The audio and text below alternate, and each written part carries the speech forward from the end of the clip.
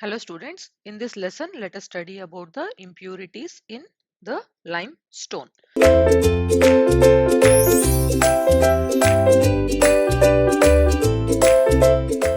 So there are many impurities which we come across in the limestone. The main ones or the major ones are magnesium carbonate. The second one is the clay. Third one is the silica. Fourth one is the iron compounds. Fifth one is the carbonaceous matters. Sixth one is the sulfates. And the last and the seventh one is the alkalis. Now we will discuss one by one each type of impurity. The first one, as I told you, is the magnesium carbonate. See, generally lime will contain the magnesium carbonate in varying proportions. What will the presence of magnesium carbonate do to lime is it will make the lime to slack and also set slowly. So more the amount of magnesium carbonate means what? More the amount of slack and slower will be the setting. That is what is the meaning. But it has an advantage that it will impart a very high strength to the lime. Okay, so this comes under the disadvantage of having magnesium carbonate, and this comes under the advantages of having the magnesium carbonate. Generally, the magnesium limestones are hard, heavy, and have a compact texture. So what will happen when you burn the limestone which is having the magnesium is this magnesium carbonate will convert to magnesium oxide, and this happens at a very low temperature. But generally if you come across with calcium carbonate,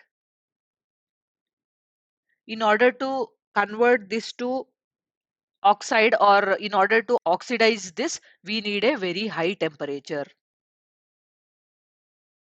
So generally by the time your calcium oxide is formed, most of the magnesium oxide will be overburnt, and that's the reason this magnesium limestone will display an irregular property, be it the calcination property or the slacking or the hydration, all of them, or your hardening. So all of them will be irregular. There is no proper pattern for this. So if you have a magnesium carbonate up to 5%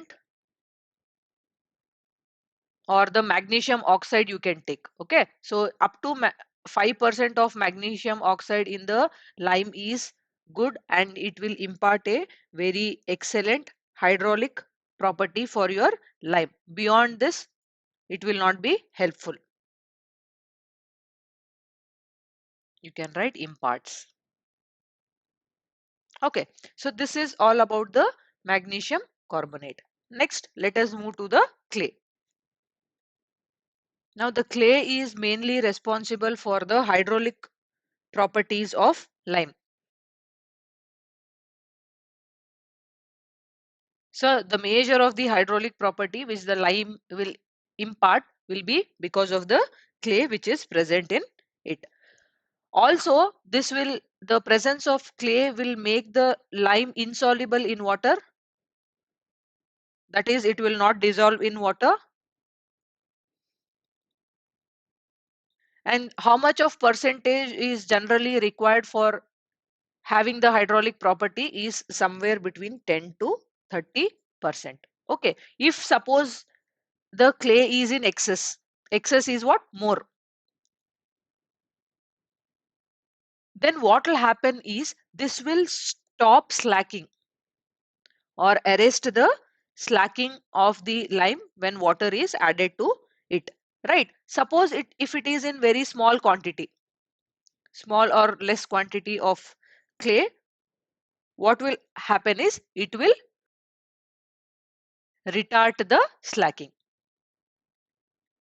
That is, it will increase the slacking.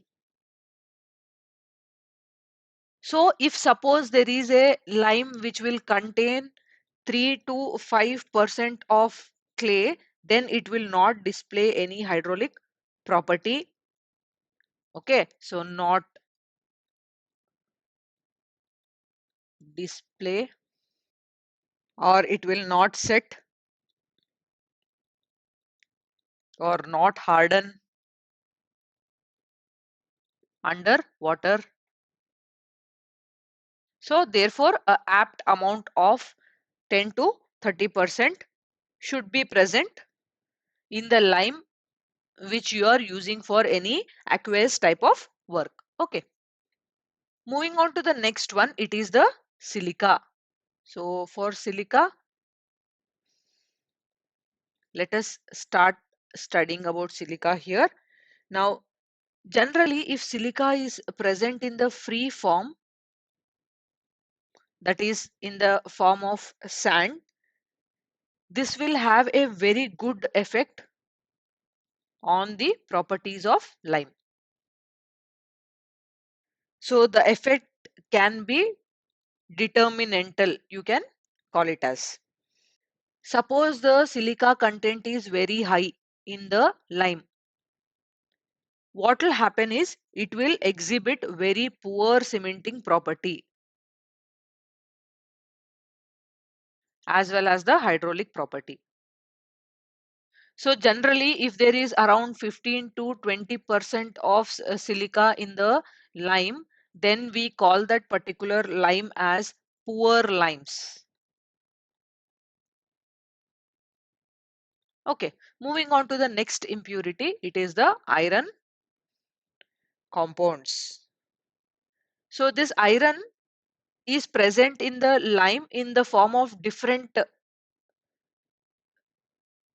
chemical composition. Iron may be present in the form of oxides, that is iron oxide, or carbonates, that is iron carbides, or in the form of sulfides, that is the iron sulfides. But all of these are present in a very small quantity in the lime.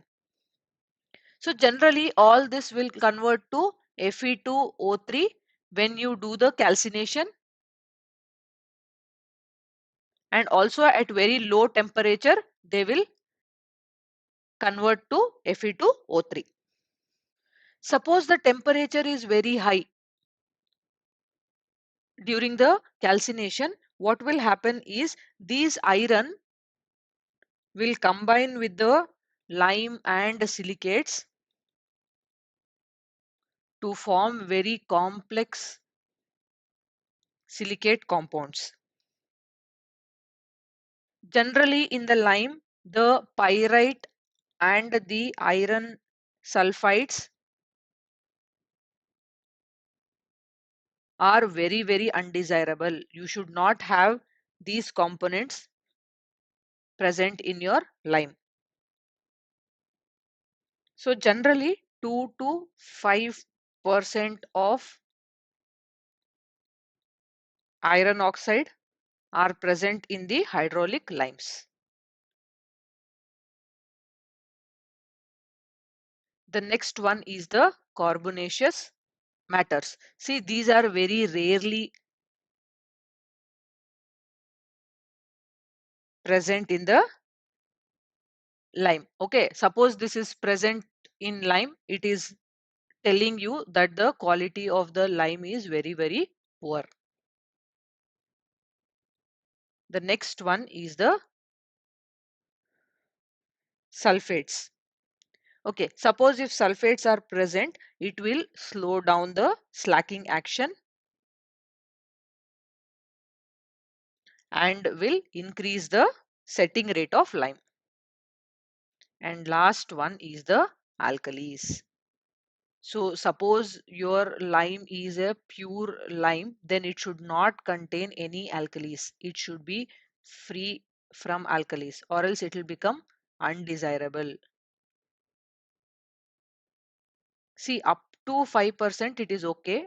Up to 5% of alkalis if you have in the hydraulic lime, it is good. It generally increases the hydraulicity of the lime, but beyond that, it's not desirable. Okay, so these are about the impurities of in the limestone. I hope the lesson is clear to you. Thank you.